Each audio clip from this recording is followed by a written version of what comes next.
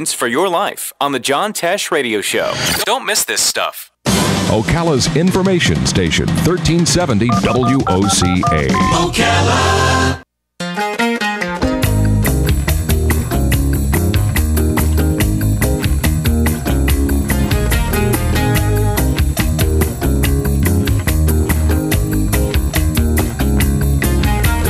Diamonds in the sunset, now your time has come.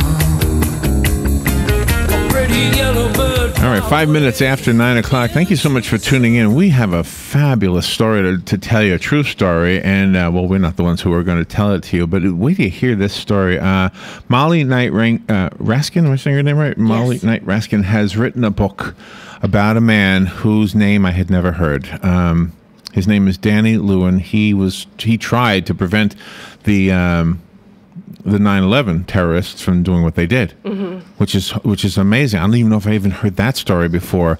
But in addition to that, Molly has told us his story.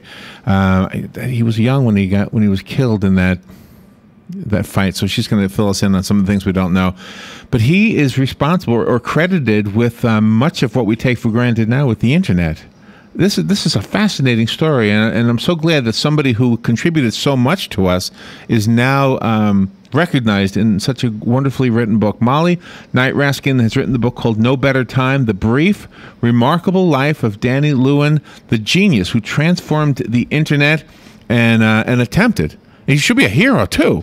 Attempted to save us all from that terrible 9/11 day. Of course, he didn't succeed, but he tried and died doing so. Molly Knight Raskin. Good morning, Molly. Good morning. Thank you for doing this. Where are you? Oh, I'm right outside New York City in New Jersey. Okay, so you got some cold weather coming your way. Just you don't need me to tell you that, right? No, we're being reminded of it at every turn. Yeah, I know. Waiting for it. But usually we're left out of that, and now today we're being included in on that. So. Yeah, well, I'm not sure you have anybody down there has the right to complain because there you go, right? You have a lot more sunshine than we do. So, am I alone in not knowing this name, Danny Lewin? No, you're not alone.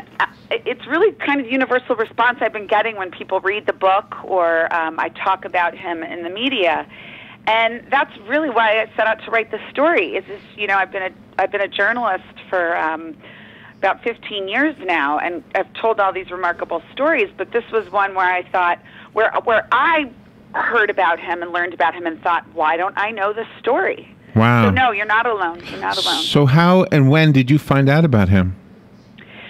Well, I first heard about Danny Lewin about the spring of 2011. So very shortly, a couple months before the 10th anniversary of the September 11th attacks. Wow. And I heard about him through actually his best friend, who was searching for a journalist to do a documentary tribute to Danny for that 10th anniversary memorial at his company. So he's recognized as the first death associated with that attack? He is. In the book, I say he was almost certainly the first victim of that terrible day, because we don't know for certain exactly what happened on that flight. Flight 11 was a very short flight. It happened and crashed before anybody knew what was happening on that day. And so we don't know exactly what happened, but given what we do know, which is a fair amount, we know that the passenger in his seat was killed before that flight crashed into the tower. Wow. Wow, that is so fascinating. And so you found that, so did you, in finding out about his contribution to the internet, was that also part of what you found out about him, about his heroicism? Is that the word, Robin? Heroic actions? Yes, I mean, that's what really drew me to the story. It wasn't just, and I kept saying sort of along the way as I was writing it, it wasn't about the way he died. I lived in New York City on that terrible day, and I had been a New Yorker for a while. And what drew me to the story really wasn't, the way he died was certainly heroic in my view, and after I spoke to all the people who knew him, I felt he was very heroic on that day.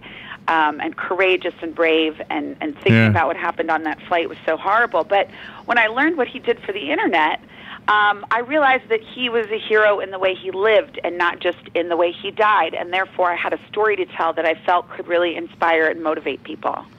So tell us what he did. Is it easy to tell the story without knowing algorithms and Yeah. I mean, because it's always amazing to me how much mathematics plays a role in our lives, and he's a perfect example of. I mean, you look at the internet; it doesn't look like math; it looks like pictures, but it's math. Well, you're right. I mean, that's a great question, because I approached this as a writer and an English major who really, I never even passed calculus. So I was actually terrible at math. And the word algorithm kind of scared me before I started this story. But yeah, it is easy to tell and explain what he did. He basically, using very, very high-level math, he was a graduate student at MIT when he came up with this mathematical solution to speed up the internet.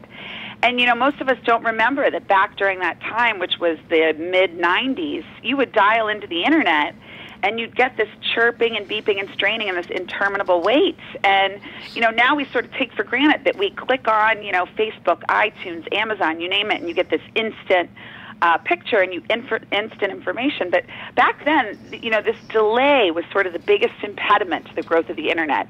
And he used math, and math that to this day is still used and very few people understand, even people who work at the company that he founded, Akamai Technologies, to speed up the internet. So really, when I explain it to people, I just say it like this. I say, he invented what they call the FedEx of the internet, that would move data just really quickly through these channels to the end user who was logging onto their computer.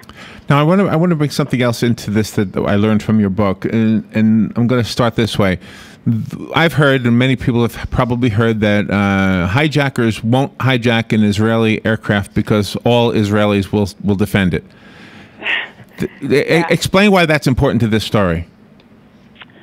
Well, this was really another fascinating turn to this story. That when you report these stories, it was kind of like a moment where I thought, this can't even be true. Truth is stranger than fiction. Right. As it happens, Danny, who was at the time of 9/11 head of this amazing technology company that was taking off, Akamai Technologies, which he founded out of MIT as his master's thesis. He wasn't even 30 years old. But he was Israeli American, so his family moved him to Israel when he was a teenager. They were Zionists, and he made Aliyah, as they call it, and he landed in Israel and really didn't like it at first, and then came to absolutely love the country and joined the army, as all native Israelis do at the age of 18. And unbelievably, still to me, he was admitted into one of the highest level counterterrorism units of the Israeli army. And so that really makes it, it is still one of the highest counterterrorism forces in the whole world. So, yeah, it's true. I visited Israel for the book. I really loved it. But it's true. Israelis kind of have a, if you were to characterize them, they're incredibly tough. And really, yeah, you don't want to mess with an Israeli, especially on an airplane, because they really are, because of their compulsory military service, their keen understanding of terrorism, having lived it and still living it every day, they really do understand, and they don't go down without a fight. And this was particularly true for Danny Lewin. Wow, and that might explain why he was able to do what he did. And I mean, even obviously the passengers knew that something was up. They probably, this is my speculation, they didn't know that the World Trade Centers were the target. I'm guessing, right? Mm-mm. No, well, imagine, if you can, even a pre-9/11 world. Something like that had never happened before. So, when I really had to do this really difficult part of the book, which is putting myself in the shoes of Danny as he got on that flight that morning, just a routine business trip with a wife and 2 little kids at home. And I think about that plane taking off, and he had actually, what I learned in the reporting of the book is that he spoke Arabic, not fluently, but enough to understand basic verbal cues. He must have known so early on, before anybody else on that flight, that something very bad was happening. Probably. Wow. Yeah. When you were in Israel, were you able to speak to some of the people over there that knew him, or were they kind of close-lipped about it? That's a great question, Robin. I was actually, I went to Israel having never been there before and speaking no Hebrew, and really just hopping on a plane and emailing some folks and saying, I really want to do this book. And part of the reason Danny's story hadn't been told for so long, I think really I attribute it to just grief. I mean, people loved him so much who knew him, and he made this incredible impact and changed so many lives with this company. He became an overnight billionaire with this company before the age of 30. So he was really on the rise. I mean, I truly think to being the next Bill Gates or Steve Jobs or a household name. Oh, yeah. And so when I went to Israel to interview people, that's the other thing about Israelis. They're very circumspect, and they're extremely private when it comes to the details of military service. His family is very religious, so they were very reluctant. But fortunately, I was able to. My training as a reporter just taught me to go over there and really tell people and approach them as somebody who really cared about the story and wanted to write it in a way that didn't exploit the way he died, but really inspired people by writing about the way he lived. And so I was able to speak with his family, but it was a bit nerve-wracking, going over there, and they just asked me to come to their apartment and meet with them. I didn't have any idea whether they'd talk to me or not. Well, just so you know, when we get books in to read and to review, and we get a lot of them, so a lot of times Robin and I have a little paragraph to kind of help us understand what we're about to read, and I didn't pick up on the fact that he died on September 11th. The only thing I knew about him was that he changed the internet. And the reason I'm telling you that is because I was anxious to read the story of a man who changed the internet. I didn't even know he had died, let alone died on September 11th. So I think his contribution was enough to draw me into wanting to know this story. And then when I found that out, I was like, holy mackerel. Yeah. This is a story we should all know. Why don't we know this story? Certainly, we should know his name. So you've done him a great service, and all of us, because I think we should know about these guys when they make a great contribution to us, and women. I don't mean, I didn't mean to genderize it, but. Well, I mean, that's really nice to hear, because, I set out writing this book, and writing about a life, particularly one that's been cut so short, right, is, for me as a journalist, it's a tremendous responsibility to create something that, his own children and grandchildren might read someday. And so that was a lot of pressure for me, but I really honestly feel like, some stories are a gift. And to me, it was a gift that this one somehow came to me. And, that you're right, that the irony of the fact that Danny Lewin died on September 11th, and September 11th proved to be the very greatest test the Internet had ever seen in history, in its short history at that time, was so deeply ironic to me and so tragic that, like I said before, truth is stranger than fiction. How could this be? And he would have been so proud of what his colleagues did that day to keep the Internet up and running. And I remember being in my apartment that day and being so scared, and the phone lines were down. I was right in the middle of Manhattan, and I was desperately trying to log on the Internet. And I learned a lot that day from those news sites that stayed live, and their websites didn't crash, and that was largely because of what Danny did. Wow. I'm also a former New Yorker, and I've always had a fascination with the World Trade Center buildings, visited them a few times, and there was a webcam set up near the World Trade Center towers that I used to go to just because I'm goofy, and I would just go there and look at it, just say, oh, there it is, I missed New York, and there's part of the skyline. And when the attacks happened, I went there to that site, but those cameras, I guess, had been ruined or something. In other words, it wasn't there. But I'm guessing we can connect the dots even with him for that. The very fact that I could watch a streaming video of a webcam. Mm-hmm. Yeah, that's a great point. Yes, and I mean, really, in fact, what Akamai did very early on was pioneer streaming media. They did it a lot with Apple. I mean, when Danny was just, and the reason I say he would have been a household name, when he was just in his late 20s, Steve Jobs just picked up the phone and said, "I want to buy your company."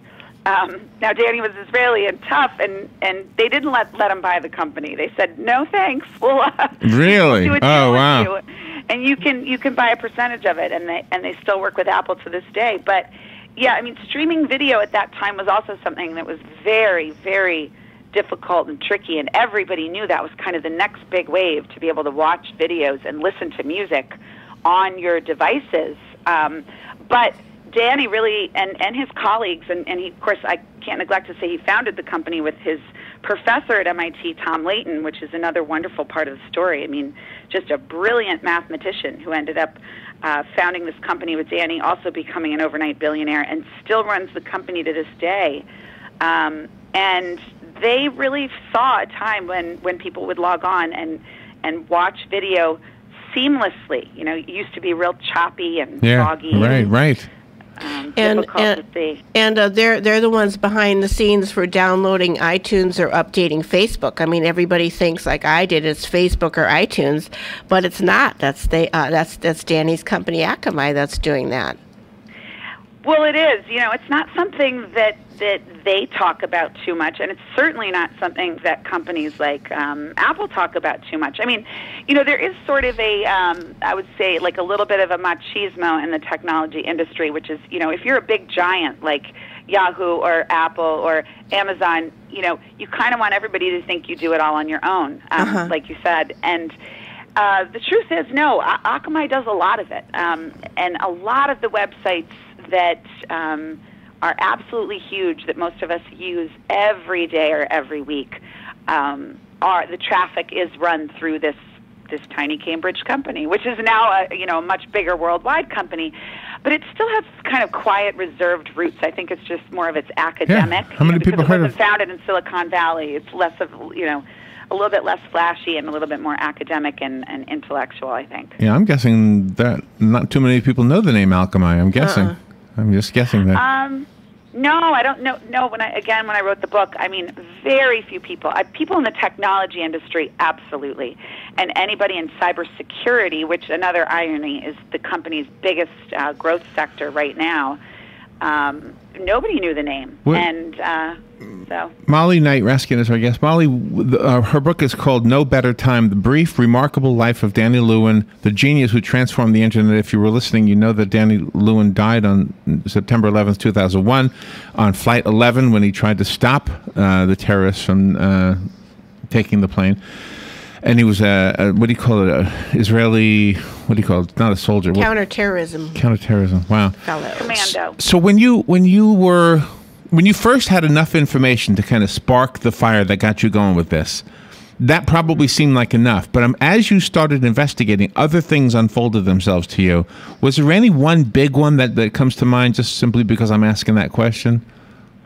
Oh, yeah. I mean, that was the incredible thing, too, is that, you dive in just kind of hoping that a story will take you, additional places that you never anticipated before. And you're right. I mean, the facts on paper to me were fascinating enough for me to dive in. Right. But I think what really threw me and made the story for me so personal and so sensitive was really the human side of it. I didn't want to just write a biography of a businessman and not bring him alive to readers, because I knew I couldn't inspire people unless I brought him alive. Yeah. And on those pages. And so what really, I think, surprised me was another really sort of, I guess you'd call it cold comfort to the people who knew him, but was that in the weeks before 9/11, this young man who had previously just kind of sped through life at this incredible speed, never wanting to slow down or take stock or, really just kind of smell the roses, if you want to use the cliche, really did slow down. And, those who were closest to him said that literally in that 2 weeks before 9/11, he had some huge personal breakthroughs, kind of reconciling with members of his family that he had been, formerly kind of, just there were some tensions, and he kind of worked out all these kinks and was really telling people in the days before that he felt like he really knew where things were going personally and professionally for the first time in a while. Isn't that? And that to me, it put a chill up my spine, I guess is the best way to put it. Why was the Monica Lewinsky scandal so important? Well, for those of us who remember that day, that was really, prior to September 11th, was the first major test of the Internet.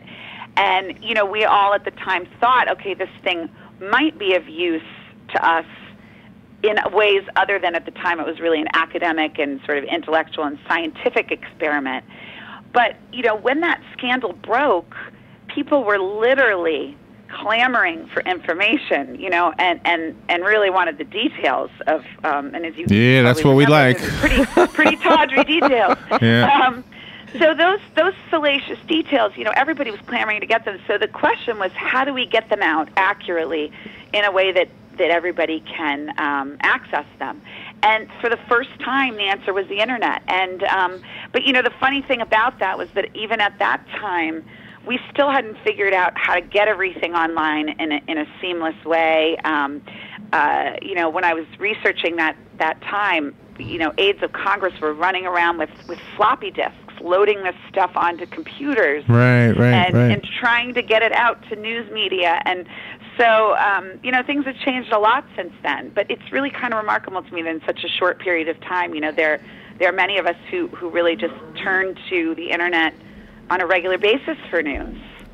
Yeah, I mean, look at what we're doing now. I mean, we have these little tablets, and you can have an entire library of books in your pocket, basically. Yeah, it's incredible. It's incredible. I mean, that was the other thing that amazed me was that Danny Lewin, as a graduate student at MIT, was once sitting in his little apartment and said to his wife, can you imagine a day when we can sit here with this computer and access a whole library of information somewhere? And that was in kind of the early 90s. And she kind of looked at him and said, I guess, but that would be really hard. And as she recalls, he kind of looked at her and said, yeah, it'd be hard, but I think we can do it. And that was kind of his mentality, was just no matter the challenge, which is really what I wanted the takeaway of the book to be for anybody. It doesn't have to be a computer scientist. No matter the challenge, if you have a vision for the future, go for it. What are you waiting for? Take away his heroic act on 9/11. Take away his unbelievable genius, and you've also included the rest of his life. In other words, we get to know him a bit. You just mentioned his wife, and you mentioned some other aspects of his personal life. And, everybody's personal life is probably interesting, but throw in the fact that the guy changed the Internet and he died trying to protect his own country, literally, on September 11th. And you've got an amazing story that it's hard to believe we hadn't heard before. Wow, Molly, it's hard to say. I mean, I'm not trying to sound like a religious nut or anything like that, but he's probably in heaven looking down and saying, finally, somebody's paying attention to me. That's right. That's I'm thinking he's up there going, thank God, somebody's told my story.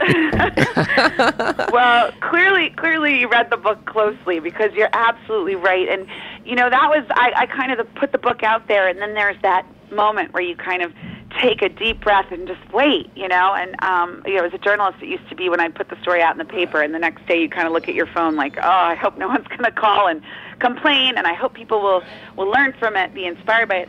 And the biggest sort of moment for me was when Danny's best friend, Marco Greenberg, who really trusted me with the story, sent me a note saying that he's sure Danny would be so proud of the book and so thrilled, and that he really did want his story to be told. And that, because there were those who were cautious and weren't really excited about my telling the story, that felt really good. And I felt like he was right. He was right. He didn't have a big ego, but he certainly would have understood the power of his story and how it could inspire other people to do great things. Yeah. And this must have really helped you inadvertently, doing your research, writing the story. This must have helped you heal in some ways from the attack on 9/11 also, to get this, into somebody else's story, to get so intimate with the character. It definitely did. I mean,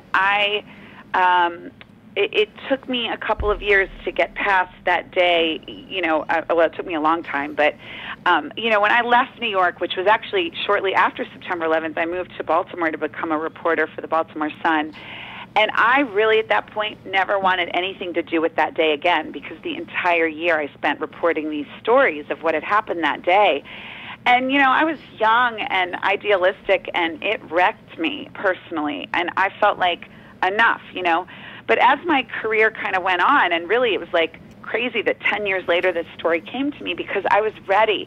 And I was ready to go back and write something. The way I've always kind of dealt with challenges personally is to write about them in a way that can make positive change, or enact positive change, or inspire people. And at that point, I was really ready to dive back in, and I do think there was some healing process with it. I mean, just having to go back and relive the details of that day was hard. It was really hard, but it was very cathartic for me, and I'm so glad I went back to it, because I felt that way. By the time I got to that point in the writing, I thought, if I wasn't fired up before, it was, why don't people know this story? Yeah, right, right. The courage that he demonstrated in so many aspects of life, it motivated me. And it kept me writing when I was on a tight deadline, and I would have otherwise had a bit of trouble, Do you know what I wonder? I wonder if his children wouldn't have really even known the whole story had it not been for the book. His children they got to be almost 20, or no? How old? Yeah, no, they are. They're in their 20s. I didn't speak with them for the book because at the time I was writing it, his wife expressed to me that she did not want me to do that, and I wanted to be respectful of the family at all times. But what was also really amazing was that after the book came out, his wife actually sent me an absolutely lovely message, and I'm sure it was hard for her to read. And she said that she learned things that she didn't know, and she was his best friend, and she knew him better than anybody. And so I hope that's the case. I hope that his children, grandchildren, people who knew him in various aspects of life learn all kinds of things about him that they didn't know. Yes. He was kind of a mystery to me, and so cracking that mystery of this guy who seemed to do everything so well was really, at times it was really fun and really motivating. And did you get good reviews from Thomas Layton, too?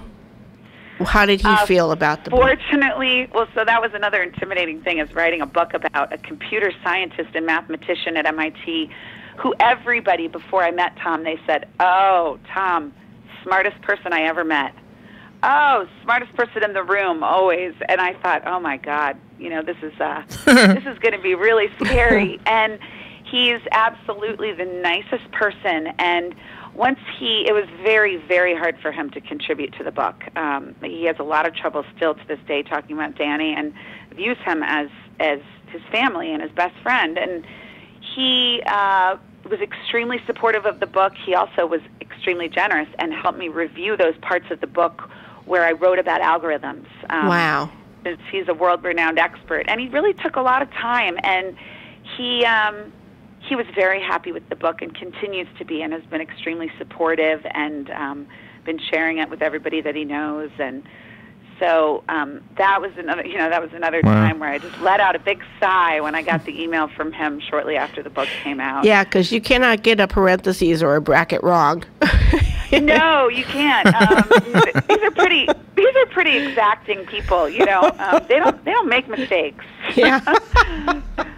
So yeah, it was like the shadow of the MIT scientist was hanging over me with every word I wrote, which isn't so good for writer's block, that's for sure. So now the next step is for Spielberg to knock on your door, and are you? I'm waiting. You waiting? Oh, you want that? Okay, I wasn't sure. I wasn't sure if you wanted that or not. But to make this guy a household name seems to be very important. I don't know. When the photograph that shows his name at the memorial. And Robin just went to the memorial 3 months ago. Yeah. By the way. Oh wow. Very moving. So. It is. It's emotional, it's a sobering experience, but such an important one, and it's an absolutely beautiful spot. I think, a fitting tribute. Hard to believe that those two towers used to stand right there. Molly, what a great interview. What a great book. What a great service. Thank you so much to you both. What a great service really you've done for all of us. Oh, well. I have a copy of... I'm blessed to have told the story. Let me give the one away that I have. If I have a listener who wants the copy I have, it's a hardcover book. It's called No Better Time. Molly Knight Raskin is who you'll look up, and her middle name is Knight. The rest of us have to go buy it, though. Do you have a website you can direct us to?